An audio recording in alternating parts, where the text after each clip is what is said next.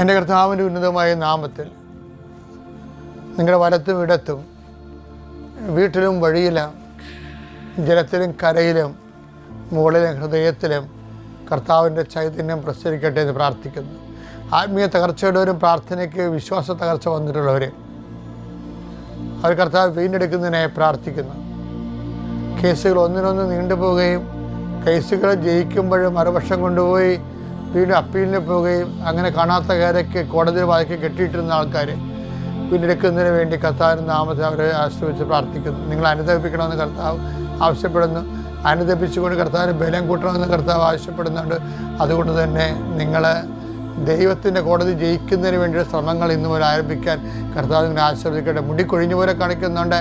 തലയോട്ടിലെ സിസ്റ്ററുകളുടെ ശരീരത്തിലെ അരിമ്പാറ മുതലായ അതുപോലെ തന്നെ സിസ്റ്റുകളെ സമർപ്പിച്ചുകൊണ്ട് പ്രാർത്ഥിക്കുന്നു. അതുപോലെ തന്നെ ഞരമ്പുകളുള്ള